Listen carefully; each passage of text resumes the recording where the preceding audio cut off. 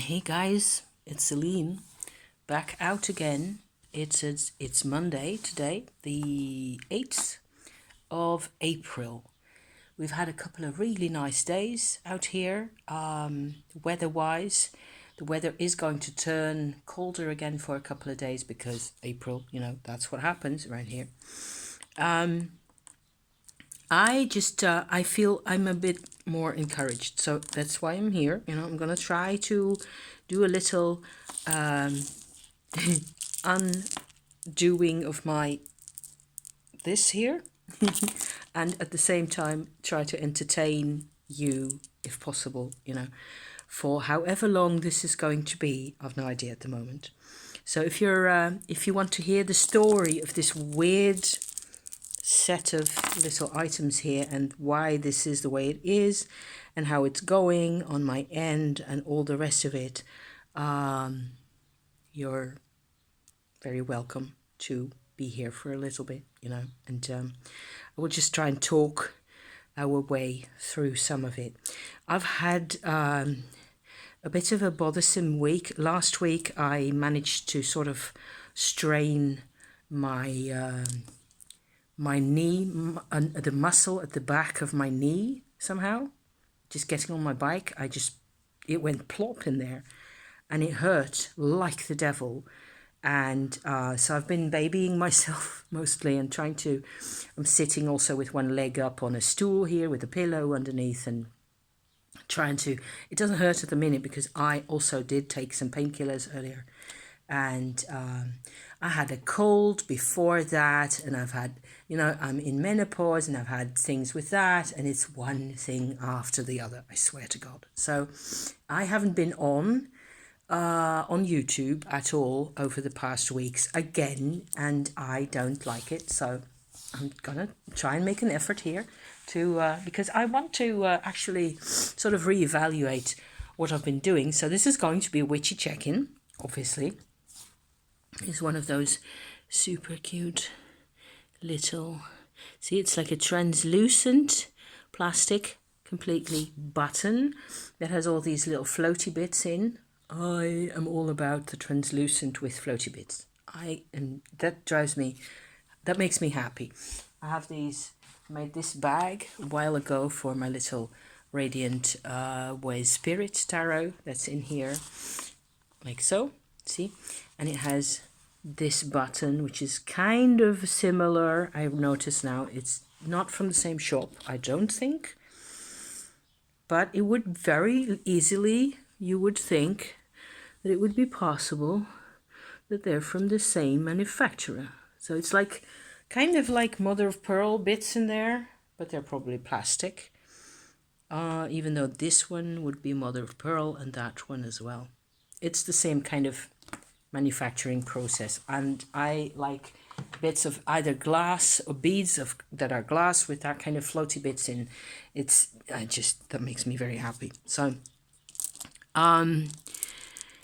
otherwise, I have the last thing I uploaded, last video I uploaded, I think, was about Aurelia, my mum's doll that she made for me way before she passed away, like when I was 16 or so. That has been utterly transformational. Getting that doll off her shelf and making some clothes for her and redoing her hair and finally getting, also her hair all filled out with homespun yarn and so on and so on. It has been very therapeutic and medicinal and very painful and emotional at the same time. So that has completely shocked me, how much work that was and how tough that was and how long it kept on being kind of impossible to talk about and think about, because this doll completely represents my mother, it turns out. And it also turns out I've had a lot of thoughts in between that I haven't been able to communicate to you, which I sincerely regret because I think some of them are really worthwhile. Also thoughts and ideas that I've been spotting over a couple of weeks where I kept seeing the same kind of pattern, okay? So in order to help me deal with Aurelia, who's sitting right next to me here, let me just grab hold of her. There she is. There's my girl, okay? She has a dress and a skirt now and a couple of necklaces, and she's generally, I think, mostly, I am quite happy for her to be sitting here. I wouldn't want her to be anywhere else now. I don't think. But that took some doing. It was a very emotional process because, number one, my mum made her from, like, I suppose, some kind of an assumption that I was going to like her as much as she did. And I was a really different person to my mum. So there was a difference in expectations there. There were also things that I got given a lot of the time that have a kind of a bitter taste for me now still, you know, because they gave me stuff also when I was a kid that I was supposed to be happy with or pleased about or grateful for, and so on and so on. But they didn't give me some of the things that I actually really needed for always, you know. So that has been the pattern in my life with other people, with relationships, especially in my family, where they wanted you to be a certain, it's very normal. Apparently it's what I hear people say all the time, okay? You don't get from people what you need, you get what they think that you must want, and then everything just goes sideways from there. Always, you know. So it's not really surprising, it's not really strange or abnormal or very different, it's just that it was painful. And this doll was one other example of that. And she, because my mum put a lot of effort and a lot of you know, goodwill and interest and artisticity and all that into her, then again, she didn't finish her. She didn't finish the hair. I needed to do a whole lot of filling up of the hair at the back of the head, which is kind of cool because I am regrowing my own hair all this at the same time. So I was like all about how beautifully symbolic it is to give Aurelia the hair, which is her name, the name my mom gave her, okay? The official name for her is Aurelia. The hair that she needs to have. She had like massive palm size bald patches at the back here, and just the front here was done in this orangey yellow color that you saw, which was all the threads that my mum had at the time, because she didn't have a spinning wheel, she had nothing. So, and this was in the south of France that this all happened in the 80s. I don't think she had any access to any kinds of tools. She didn't even think of it. She worked with what she had. And only very recently, actually I think it was Friday or Saturday morning, I took up an old photo album that I made at some point, also from a thrift store. Just got a new photo album for like €1. Massive, thick, big, because I had a whole pile of photographs a couple of years ago. I think I even made a video about that, about sorting them and then gluing them all in, and it took forever to do because, yeah. So I was looking at my family photographs with a very different eye now, after working on Mrs. Aurelia right here for 2 whole weeks, like every day a little bit, or some days more than others. I mean, it wasn't like I was obsessing or anything, but it was one of the main activities over those weeks. This was all before I strained my ankle or my knee here, so I was still, I think I may have overdone it, which is something I keep saying. You know, I keep running into a brick wall with myself, and then I hurt myself, and then there's nothing for it but to just sit, you know, and be quiet and relax if possible. And I just have to still. So, what with having had a bit of sunlight on my anatomy over the past couple of days, I do feel a bit more courage. I should also really be doing a Tumo update, because there's lots of intel on that front as well. There you are. Finally managed to get another one off. Was going to tell you the story of this necklace as well, because it's another reclaim. This whole story of mine, my whole life at the moment, everything I do, maybe except for just washing my face and brushing my teeth, everything else is about reclaiming life, you know? Getting things that were less than okay or very badly not okay, you know, like Aurelia was in a bad state. She was butt-ass naked on the top of the wardrobe and all that. Get that sorted, get that looked at, get something better instead for all parties concerned.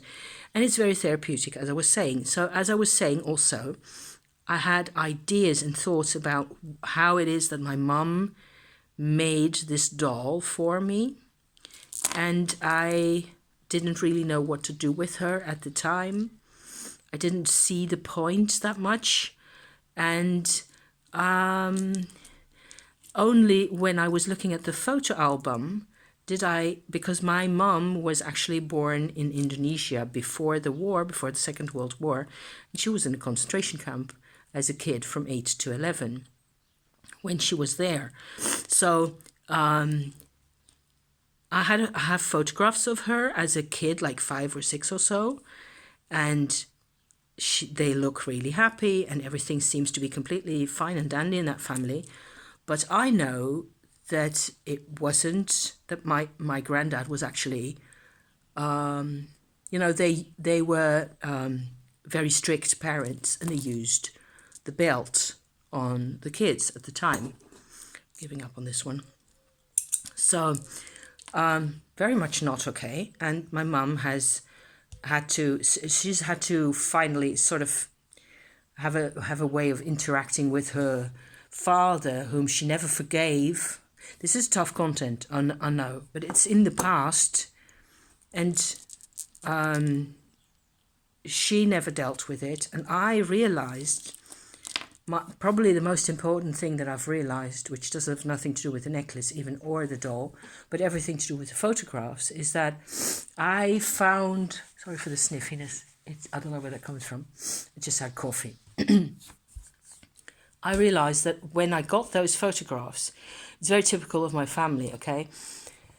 I still have a big box of photographs that I made myself over the years with different cameras and all that, most of which are nature. Nearly all of them are nature photographs. So a lot of those I have used in projects or in journals, or worked with, you know, mushrooms and mosses and plants and beautiful views and trees, okay, in all sorts of ways. Lots of nice material, things I made myself, things that make me happy. However, family photographs, I have very few. I had, however, gotten a couple of those packages of old family photographs. Let me try to do this quickly and neatly. The photographs, my grandfather was himself very much into photography, made photo albums of all the photographs that he had after the war, it turns out. The photographs that I have got sent from Indonesia when they were living there, my grandparents and the kids, you know, at the time, my mum and her brother, got sent to my mum's grandmother, who was her mother's mother, okay, who stayed back in the Netherlands, who was then, who was born in 1880 or thereabouts, I think. So they sent a lot of photographs, a lot of pictures that they took, like those little black and white with squiggly edges, very old-fashioned kinds of photographs, to her to keep, to have a look at what their life was like, also to make a good impression on her, what they were doing it all for and all that, you know, because that was definitely part of the picture. After the war, my granddad and his wife and his kids got back to the Netherlands. There's a whole story there because nobody really took their situation very seriously, because of course the Nazis had done their best in the Netherlands themselves. So there was the whole Jewish situation. There was a whole lot here going on. And the mentality at the time was very much just shut up and get on with it. What happened is that my grandfather got these photographs back, because that's how I got them. When my grandfather passed away in 1995, I got those photographs because I wanted them. I said, let me just have all the photographs that you can find that you don't want yourself. I will have those. Typical me also. You take first pick and I will take the rest. I'm not making any demands here. I'm not wanting anything, because that's never any use. That was the past, very much the past. And so it took me another decade afterwards, what am I saying? Probably 15 years or more, to realize that I couldn't make sense of any of those photographs because they weren't really in order. Some of them were, it was like maybe 100 or so photographs in all, maybe a bit more. Different stages of life. Some of them of me as a kid, some of them of my mother as a kid, and her brother, who was a little bit older than her. A couple of really old, vintagey, like 1900s photographs, just a few of those, and so on. And I was just getting like, oh, I can't make head or tail of these. I don't even know who these people are a lot of the time. Let me just get a big photo album and I will try my best. And it took another couple of days to sort it in groups, in categories. This must have been that period. This obviously goes with that, blah, blah, blah. And then stick them into the photo album ASAP with actual glue. Paste them in, done. Because at least they're in chronological order now, more or less, and I can see what's what. It turns out after the war, this is my point here of my whole story about the photographs, is my grandfather never went back. He had all this stuff hidden in his, like his workspace. He had like what's that called? Like an office, like a desk with a lot of drawers and cabinets, an old-fashioned, really nice desk that I was always really curious about when I visited him back in the day. And those photographs were in there. But he never went back in his mind. Him and his wife and his kids never got the chance to go back to the time they had before the war. And I just had this massive epiphany, like how do you call that? A revelation, where because they never went back in their mind, never took the time, the opportunity, whatever, to sit the whole club down and let's just please find a way. Let's just look at this. Let's process this together. Let's at least do something pretty with these photographs, because it was part of our lives. The adults should, maybe some people manage this. It's difficult. There was 4 years of concentration camp, of separation, of pain. There was all sorts of older trauma before that. So it's not surprising that they didn't do it. But the consequence of them not doing this, the result of that is that my mother, okay, the couple of years, decades down the line, she had lost her childhood completely, which is why she made the doll. See how it just sits there, all bundled together and tied very tightly together, and it's silent and secret. And I'm so glad I'm managing to unravel. It's just like this spiel here with my threads. Undo, if possible, at least for me, for my life. I am undoing one thread at a time, and I just can't stop. I'm constantly doing this kind of stuff. So I've revamped a couple of products. A couple of projects that I was working on earlier that I just abandoned at some point. I've got a lot more stuff to show that I'll do at some point later. My sewing kit, which is like really important, another infinitesimal, like completely relevant little piece of work. My mum used to have this little piece of denim here for needles and a few pins.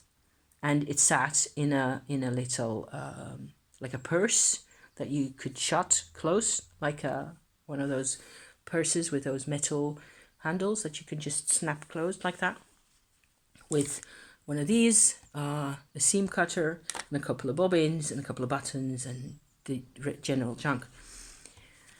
I've used this piece of denim for, the sake of using my mum's piece of denim, and also because I didn't really think of doing anything else, for decades. After she passed away, she also passed away in 95.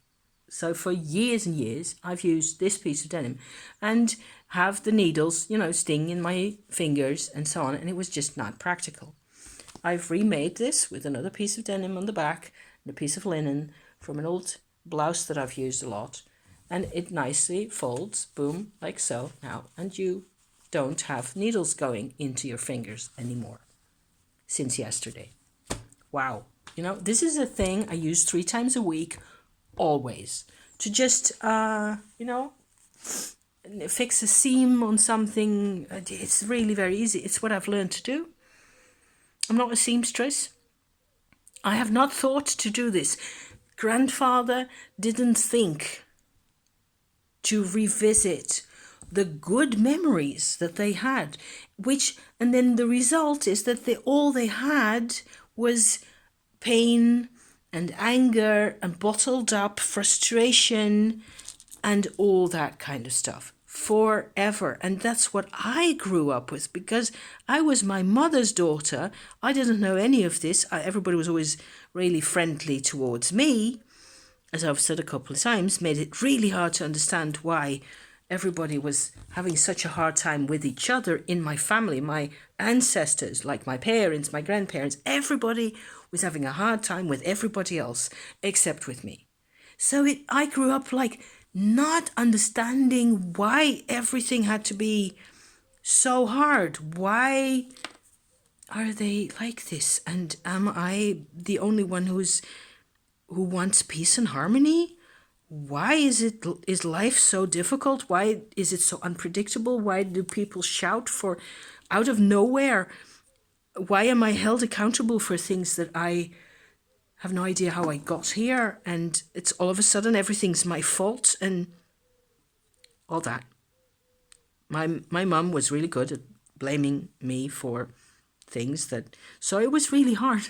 You can see how this was less than obvious for me to get through. But the fact that I just realized that I had to do the pasting in of all the photographs, I was actually the first one who got into a situation where sorting out the photographs and looking at them with love and affection, at least some of the way, where my mum, as a 5-year-old or thereabouts, on probably her birthday, has a doll in Indonesia sitting outside in the garden with her brother and her mum, and her dad's taking the photograph. And there's a doll sitting in her chair that she just got, apparently as a birthday present. And it's a doll that is kind of like this one. We never made the connection because my mum never looked at these photographs with me, because they were in my granddad's cupboard behind the stacks of mail and whatever else was in there that you weren't allowed to touch. My granddad was kind of scared of that cupboard. It was like the haunted cupboard, the haunted desk. Massive, huge, like a bit like this brown thing behind me here. That was another piece of furniture. Maybe this is actually a kind of an antique that I inherited, which came from my great-grandmother, who received those photographs from Indonesia all the way over the ocean, all the way, They went to all this trouble to show what they were doing, what they were up to. And then there was nothing left. It was like, but I heard from other people, without going into a lot of detail here, I heard from other people that there were people who were in the Nazi concentration camps. Can you see any of that? I don't know. It's Italian, really pretty, classical, Baroque bead. Not an antique, that one is just a remake. after the concentration camps, the people actually, also the Nazi camps, people actually got back together. When they found each other again, they managed to process their emotions somehow. And I think that's extraordinary. I can't really imagine how it will work for my generation. I can see how it can work now. I'm 57, going on 58. I'm in the middle of menopause. I'm trying to make menopause help, actually, if that makes any sense. It's like menopause confronts me with everything that I've never been able to confront myself with. So it's really easy. And I have my Tumo practice, which is the best thing ever. For more information on Tumo, I refer you to my channel and my playlists in there, because I can't go into all that right now. It's very complicated and also kind of worth doing a whole lot more videos about, because that's the one I had to cut out. Blue bead, not in the original necklace. The original necklace, this necklace thing here, the interesting bit why this is kind of worth apparently undoing the whole spiel here. I had another thought about the making of the doll and how my relationship with my mother, I actually have to look through a particular kind of maybe the lens of time, through looking back at my mother now. 29 years. She will be dead in November. Okay, so that puts it back. A lot of the behaviors that I've struggled with, or that where we didn't understand each other, had components that looked a lot like narcissism. I've made videos about narcissism on my channel also before, a few times. It's not an easy subject, and I don't think it's necessarily always a problem even, because there's parts where it is about also keeping your own perspective clear, which is something we all want, right? So, however, the thought I've had over the past, what with working with this doll, with Aurelia, the whole time, I realized that there were different parts to my mother, as there are different parts to me.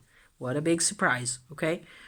And because my mother never got a chance to revisit her own childhood properly, is one cause of things. There were just a lot of other things going on at the same time. What happened is that she idealized. She became, she started mentally creating, like she was a mask to the outside. You never really got to see her as a person that much. Of my mother, I have only known maybe 10%, or seen 10% of who she really was. The rest was weighed down by trauma and the past and resentment and anger and all the rest of it. So to combat the trauma in ways that made sense to her, but that didn't help anything or didn't solve anything or didn't give her more freedom, because she gave up in the end. It was a constant struggle. I've only known her always as this fighter in that battle. But to combat the negativity of the trauma, all she had as a counter agent, so to speak, was an idealism. She idealized certain parts of life, certain parts of herself. She was a dreamer when in fact she really wasn't. She didn't have, if you're really a dreamer, your work will become, you will always be working on, I think I'm more of a dreamer than she was. Then again, I call this, nowadays, I tend to call this narcissistic idealism, where it is idealism and hopeful ideas and wanting things for the world and being really positive about some parts of life to only protect yourself from bad things. And the narcissism part of it is that you're stuck in a box with, this, with the bad memories, basically. And it drives some people to be constantly about some high-flown ideals. My mum certainly was one of those. It makes a person, if you grow up with someone like that, it makes you really vulnerable. Possibly, I'm not saying it's the same for everybody. That's not what I'm trying to say. But it can happen, like for me, it makes you vulnerable to cults and groups where people are supposedly really idealistic. Nowadays, I don't really see any idealism around me anymore. Everybody's just nose to the grindstone, get the job done, get to the evening, get dinner and watch telly. And that's all there is to life. I don't agree with that either. I don't think that's a fabulous life to be having either. So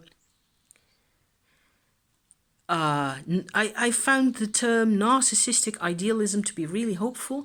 It is like where you're supposed to be with a person like that and learn what they're talking about is the spirit world, spiritualism,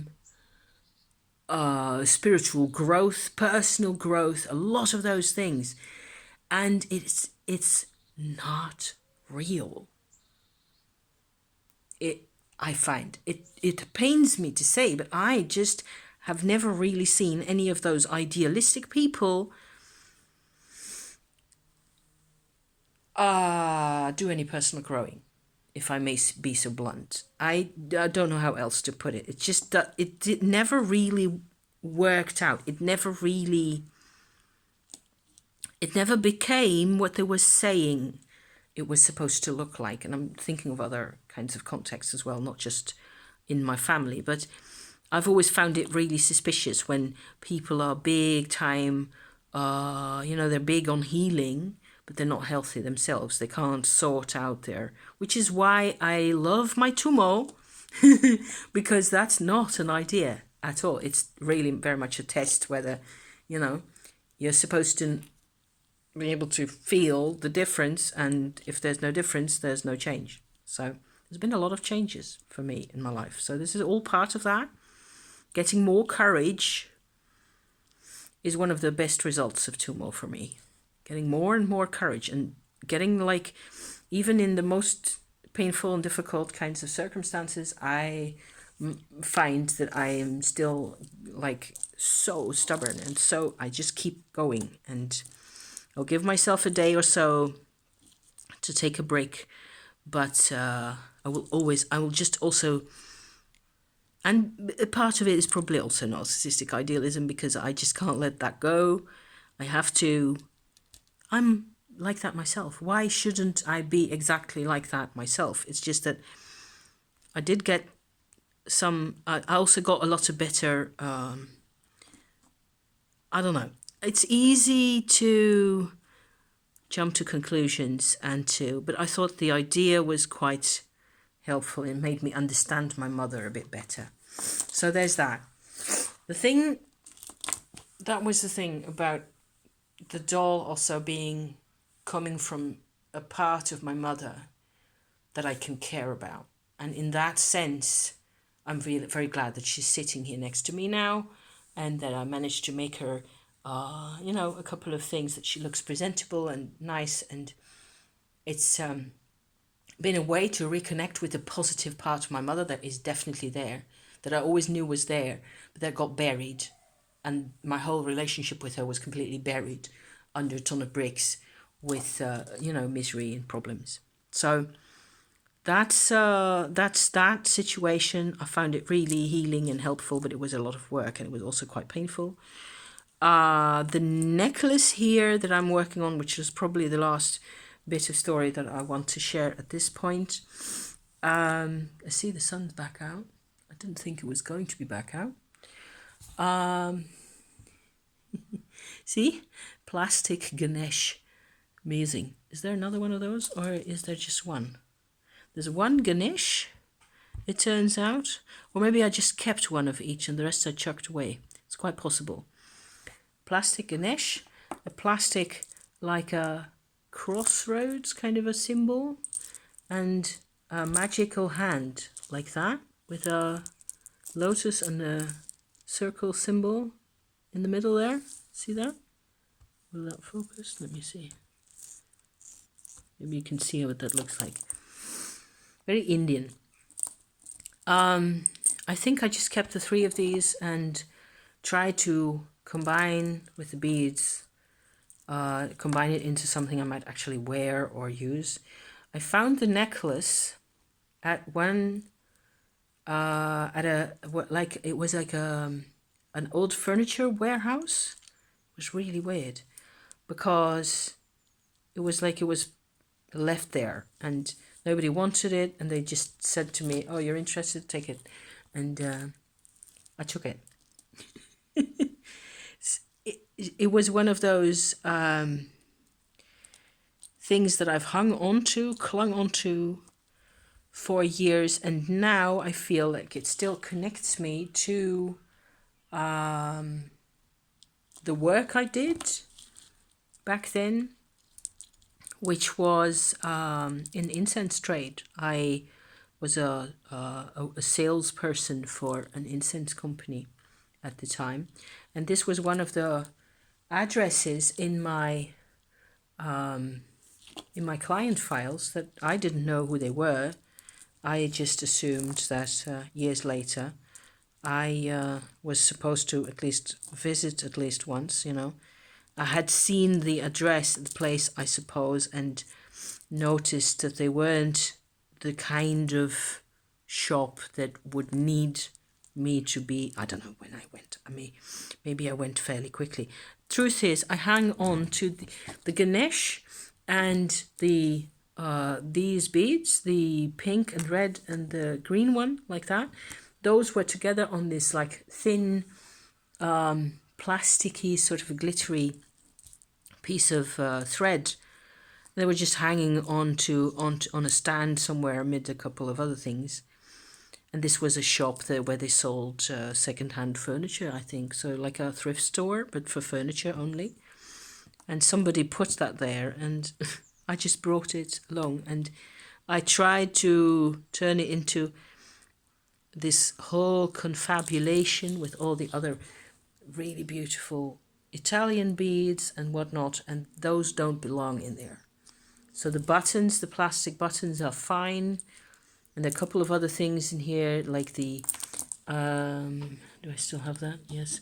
Like these, for example, I got from my mum also. There's that. There's another piece here that's like a little piece left over of a necklace that my mum used to wear in the 70s. So, most of which is fine. But I see now that I try to upgrade this plastic spiel here with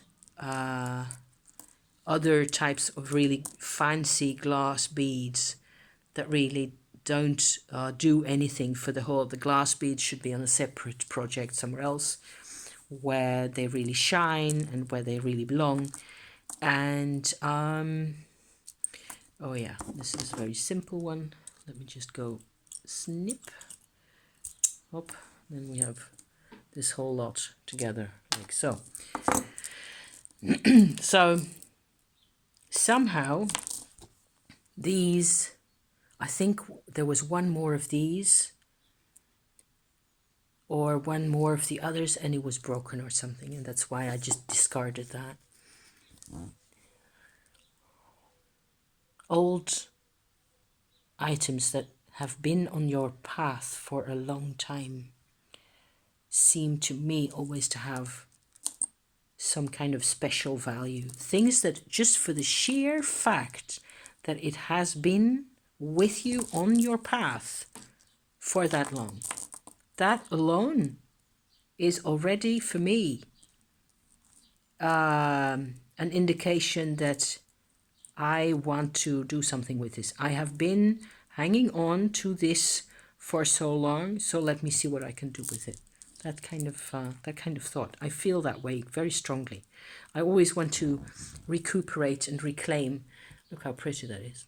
That is a baloney pearl, mother of pearl, like very 70s with those lozenge shapes like that. So I'm going to continue on detangling this. I'm actually halfway done, over half. Very easy to do. I'll probably chuck these yarns because they're still good, but there's a limit to how much old stuff you can keep, right? Or how how useful it is going to be to have 17 little bits of thread varying from 10 to 20 inches or so when I have plenty yarn. So yeah. It's easy to get obsessed. Very easy to completely go OCD over the never allowed to throw anything away kind of mentality, which I'm very much trying not to do because thank you, no. Having things cleared out, having my pins and needles in a proper place, and less plastic bags that things live in is actually really nice. So easier to find the tools that I want, so on. Progress, right? Feels like real progress. Not so bad. So all in all, through the middle of all the working and all the rest of it, feels like I actually make things easier for myself. I also feel like I've been fighting the same demons all my life. Certainly chaos and being left with junk from older generations. That is wow. I mean, not everybody has a life like this, I kind of realize, you know. I don't know what it's like to have a life where you're not constantly struggling to find yourself amid the chaos of other people's, you know, other people's memories and nameless problems and, oh, so yeah. So that has been my life recently. That is nearly 3/4 of an hour. That's enough of that. Thank you for watching, you dears. I hope it's somehow inspiring or any use, you know. I've been having a lot of fun with all this as well. So, you know, we just have to make do as we are, as we manage, and keep courage, okay? So thank you for watching, and I will be seeing you again soon-ish, okay? Bye-bye. Thank you.